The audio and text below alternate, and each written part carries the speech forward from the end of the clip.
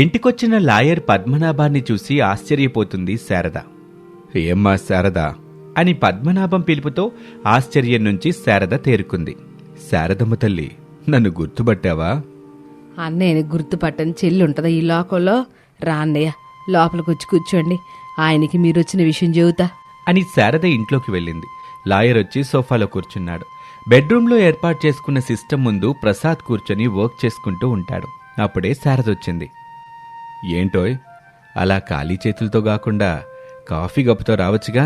మా లాయర్ అన్నయ్య వచ్చాడండి. నాకు తెలియకుండా నీ అన్నయ్య లాయర్ ఎప్పుడయ్యాడు? అబ్బా, లాయర్ అన్నయ్య అంటే మా సొంత అన్నయ్య కాదు. మరి? అదేనండి, లాయర్ పద్మనాభం అన్నయ్య ఉన్నాడుగా, మీ ఫ్రెండు. వాడొచ్చాడా? నువ్వు చెప్పేది నిజమేనా శారదా? నిజమేనండి, కావాలంటే మీరు ఒకసారి వచ్చి చూడండి అని ప్రసాదు శారద హాల్లోకొచ్చారు. లాయర్ పద్మనాభం కూర్చుని ఉన్నాడు.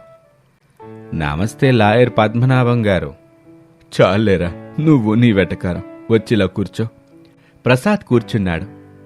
శారదా, ఇద్దరికి కాఫీ తీసుకురా. మీరు మాట్లాడుకుంటా ఉండండి, నేను అలా వెళ్ళి ఇలా వస్తాను అని శారద అక్కడి నుంచి వెళ్ళిపోయింది. ప్రసాదు పద్మనాభం సరదాగా నవ్వుకుంటూ పాత విషయాలన్నీ మాట్లాడుకుంటున్నారు. ఇంతలో శారద కాఫీ తీసుకొచ్చి ఇచ్చింది. అన్నయ్య తీసుకోండి. ఇద్దరూ కాఫీ తీసుకుని తాగారు. కూర్చో చెల్లెమ్మ, మీ ఇద్దరితో మాట్లాడాలి. చెప్పన్నయ్య. కొడుకు కోడలు కనబడ్డం లేదు, ఎక్కడికెళ్లారా? ఇద్దరు కలిసి ఉద్యోగాలకి వెళ్ళారులేరా. ఇద్దరూ కలిసి విడాకుల కోసమే వచ్చారనుకున్నాను, ఉద్యోగాల కోసం కూడా వెళ్తున్నారన్నమాట. ఏంట్రా, విడాకుల కోసం రావడమేంటి? ఓహో, కొడుకు కోడలు విడాకులు తీసుకుంటున్న విషయం మీకు తెలియదన్నమాట. తెలీదన్నయ్య, ఇద్దరు ఎవరు చెప్పలేదు. ఇప్పుడు నువ్వు విడాకుల కాగితాలు తీసుకొచ్చావా అని ప్రసాద్ అడిగిన ప్రశ్నకి లాయర్ పద్మనాభం ఏమీ మాట్లాడలేదు. ఇక ఆఫీస్ క్యాంటీన్లో అనామిక తన కొలీగ్ వనజతో కూర్చుంది. అను, నేను చెప్పినట్టుగా విడాకులొద్దని లాయర్కి ఫోన్ చేసి చెప్పావా? లేదే, చెప్పాలా వద్దని ఆలోచిస్తున్నాను. నువ్వు రమేష్ మాట అనుకుని ఆవేశంగా విడాకుల కోసం వెళ్ళినప్పుడు లేని ఆలోచన, అవి వద్దని చెప్పడానికి మాత్రం ఎందుకే ఆలోచించడం? ప్రతి విషయంలో నేనే కాంప్రమైజ్ అవుతున్నాను, ఆయన అవ్వట్లేదు. తన పురుషాహంకారాన్ని చూపిస్తున్నాడు, అదే నాకు నచ్చట్లేదు. నచ్చడం లేదని విడాకులు కోరుకోవడం తప్పను. విడిపోయి బ్రతకడం ఎంత కష్టంగా ఉంటుందో నీకు తెలీదు. కార్తీక్తో విడాకులు తీసుకుని నువ్వు హ్యాపీగా ఉన్నావు కదా. హ్యాపీగా ఉన్నానని ఎవరు చెప్పారా నీకు? నా ఫేస్ చెప్పిందా? నా చేతల్లో తెలిసిందా? లేదంటే నేను నవ్వుతున్న నవ్వుల ద్వారా తెలిసిందా? ఎలా తెలిసిందే నేను విడాకులు తీసుకుని సంతోషంగా ఉన్నానని? అంటూ వనజ కన్నీళ్లు పెట్టుకుంటుంది. అనామిక ఆశ్చర్యపోయింది. వనజ పైకి కనిపించేంత ధైర్యవంతురాలు కాదన్నమాట. తనలో భర్త నుంచి విడాకులు తీసుకుని తప్పు చేశాననే భావన ఉన్నది కాబట్టే ఇంతలా తనలో తనే కుమిలిపోతుంది. విడాకులు తీసుకున్న తర్వాత ఆడపిల్ల బ్రతకడం అంత కష్టంగా ఉంటుందా అని అనుకుంటూ ఉండగా వనజ కన్నీళ్లు తుడుచుకుంటుంది. సారీ అను, కార్తీక్ని దూరం చేసుకుని ఇంతలా బాధపడుతున్నావా? నా బాధ సముద్రం అంత లోతు, ఎవరెస్ట్ శిఖరం అంత ఎత్తు. కానీ కార్తీక్ పిలుపుతో క్షణంలో కరిగిపోయే చిన్న మంచు ముక్క అని చెబుతూ ఉండగా కార్తీక్ అప్పుడే పూల బొక్కితో అక్కడికొచ్చాడు. నా కోసం వచ్చావా? ఈ ఆఫీస్లో నువ్వు తప్ప నాకు తెలిసిన వాళ్ళు ఎవరున్నారు వనజ? వనజ ప్రేమగా కార్తీక్ని హక్ చేసుకుంది. అనామిక అక్కడి నుంచి వెళ్ళిపోతుంటే వనజ అనామిక చేతిని పట్టుకుని ఆపింది. అనామిక అదోలా చూసింది. అర్థం పర్థం లేని యుగోలకు పోయి అర్థవంతమైన జీవితాన్ని, ఈ ఆడపుట్టకు కలిగే అదృష్టాన్ని నాశనం చేసుకోక అనామిక. వెళ్ళు, వెళ్ళి కాపురాన్ని చక్కబెట్టుకో. వెళ్ళు, విడాకులు ఇవ్వనని చెప్పేసే. అనామిక ఏమీ మాట్లాడకుండా అక్కడి నుంచి వెళ్ళిపోయింది. ఇక మరోపక్క ఇంట్లో కూర్చున్న ప్రసాదు మళ్లీ లాయర్ని అడిగాడు. చెప్పవేంట్రా, నువ్వు విడాకుల కాగితాలు తీసుకొచ్చావా? లేదురా, విడాకులు కావాలంటే మరికొంతకాలం కలిసిమెలిసి ఉండాలని చెప్పాను. అందుకిద్దరూ ఒప్పుకున్నారు. అసలు వాళ్ళిద్దరూ విడాకులెందుకు తీసుకోవాలనుకుంటున్నారో మిమ్మల్ని అడిగి తెలుసుకోవాలని వచ్చాను. ఇంకో విషయం ఏంటంటే, నువ్వు నేను స్నేహితులనే విషయం వాళ్ళకి తెలియదు. చాలా మంచి పని చేశారన్నయ్య. ఈ బ్రతుకు చక్రంలో భర్త పాత్ర ఎంత ముఖ్యమో కోడలికి అర్థమయ్యేలా నువ్వు చెప్పు చెల్లెమ్మా. అలాగే భార్య పాత్ర ఎంత అవసరమో కొడుక్కి అర్థమయ్యేలా నువ్వే చెప్పాలరా. అప్పుడే ఒకరినొకరు అర్థం చేసుకుంటారు. నేను విడాకులు రాకుండా చేస్తాను. సరేరా లాయరు, విషయం చెప్పి మంచి పని చేశావు. ఈ విషయం మాకు చెప్పినట్టుగా నువ్వు వాళ్ళకి చెప్పమాకు. మనం ముగ్గురం కలిసి వాళ్ళ కాపురాన్ని చక్కబెట్టాలి. అవునన్నయ్య, అయితే అప్పుడు మీరు ఒక పని చెయ్యండి. అర్థమైందిలేరా, నేను శారద ఓ 10 రోజులు ఎక్కడికైనా వెళ్ళాలి, అంతేగా. ఇక నేను వచ్చిన పని అయిపోయింది, ఇంక వెళ్తాన్రా అని లాయర్ పద్మనాభం వెళ్ళిపోయాడు. హాస్పిటల్ బయట ఎదురు చూస్తున్న కిరణ్ దగ్గరికి రమేష్ వచ్చాడు. ఏమైందిరా, అర్జెంటుగా రమ్మని ఫోన్ చేశావు? నా భార్య బ్రతకాలంటే ఇంకొక 1,00,000 రూపాయలు కావాలరా. ఎందుకురా కిరణ్, భార్య బ్రతకాలని ఇంతలా అప్పు చేస్తున్నావు? అంతలా భార్య అవసరం మగాడికి ఉంటుందా? నీకు చెప్పిన అర్థం కాదులేరా. మగాడినన్న ఈగోని పక్కన పెట్టి అనామికతో ప్రేమగా ఇష్టంగా మాట్లాడు, అప్పుడు నీకు తెలుస్తుంది.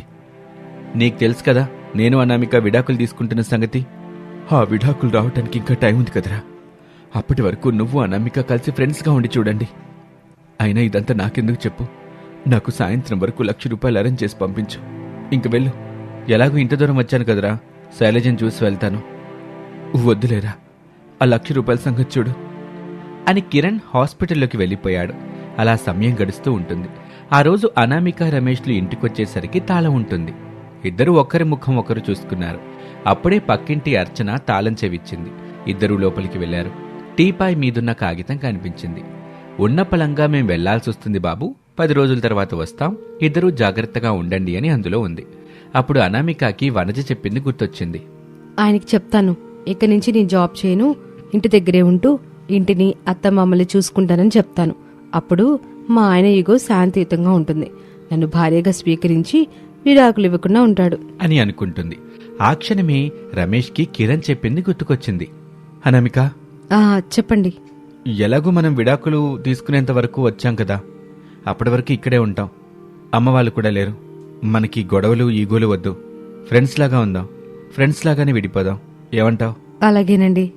ఈ అండీలవి వద్దు, నన్ను రామనే పిలు, నేను అను అనే పిలుస్తాను. అలాగే రామ్. తినడానికి ఏం చేయమంటారు? ఏం చేయొద్దులేను, నేను ఆర్డర్ పెడతాను. ఆర్డర్ వద్దు, ఏమొద్దు రామ్, నేను వంట చేస్తాను. నా చేతి వంట బాగుంటుంది. సరే, నీ సరదా నేనెందుకు కాదంటాను, వెళ్ళి చెయ్యి. నువ్వు కూడా హెల్ప్ చేస్తే అరగంటలో కావలసిన వంట 10 నిమిషాలు అవుతుంది. ఇద్దరం వేడివేడిగా తినొచ్చు. సరే పద, ఇప్పుడు ఇంట్లో చేసేది కూడా ఏమీ లేదు, సో నీకు హెల్ప్ చేస్తాను. పద, సరదాగా ఇద్దరం మాట్లాడుకుంటూ వంట చేసుకుందాం అని ఇద్దరూ కిచెన్లోకి వచ్చారు. ఇద్దరూ సరదాగా మాట్లాడుకుంటూ నచ్చిన వంట చేసుకుంటూ ఉంటారు. అలా సమయం గడుస్తూ ఉంటుంది. ఇద్దరూ నచ్చిన వంట చేసుకుని తింటారు.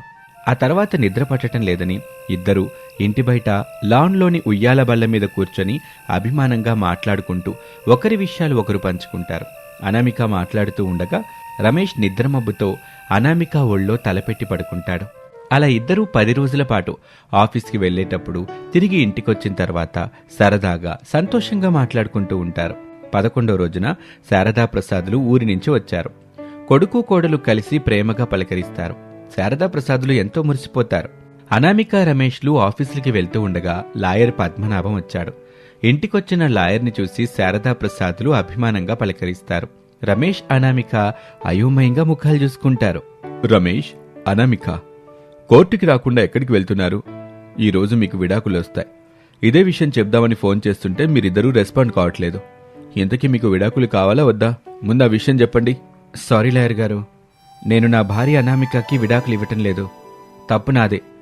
నేను అనామికకి భర్త అనే పొగర్ని చూపించాను, కానీ భర్త ప్రేమని చూపించలేదు. ఒకవేళ నేను భర్త ప్రేమని పంచుంటే నా అను తన భార్య ప్రేమని నాకు పంచేది అని రమేష్ చెప్పగానే అనామిక భావోద్వేగంతో కన్నీళ్లు పెట్టుకుంటుంది. అనామిక మనసేంటో తనతో ఫ్రెండ్లీగా ఉన్న ఈ 10 రోజుల్లో నాకు తెలిసిపోయింది. నాకు నా భార్య అనామిక కావాలి, విడాకులేమీ వద్దు అనగానే శారదా ప్రసాద్, లాయర్ పద్మనాభం సంతోషపడ్డారు. నువ్వేమంటావు అనామిక? ఆయన మనసు బంగారమని ఇప్పుడే నాకు తెలిసింది. నాకు కూడా విడాకులొద్దు, నేను ఆయనతోటే ఉంటాను. మరీ మంచిది. ఇద్దరికీ విడాకులొద్దు కాబట్టి మొన్న విడాకులు కావాలని సంతకాలు పెట్టిన కాగితాల్ని చించేస్తాను. చాలా థ్యాంక్స్ లాయర్ గారు అని చెప్పగానే లాయర్ పద్మనాభం ఆనందంగా అక్కడి నుంచి వెళ్ళిపోతాడు. ఇక అప్పట్నుంచి అనామిక రమేష్లు అన్యోన్య భార్యాభర్తలుగా జీవించటం మొదలుపెట్టారు. ఇది వాల్టి కథ. మరొక ఆసక్తికర కథలో మళ్ళీ కలుద్దాం. నమస్తే.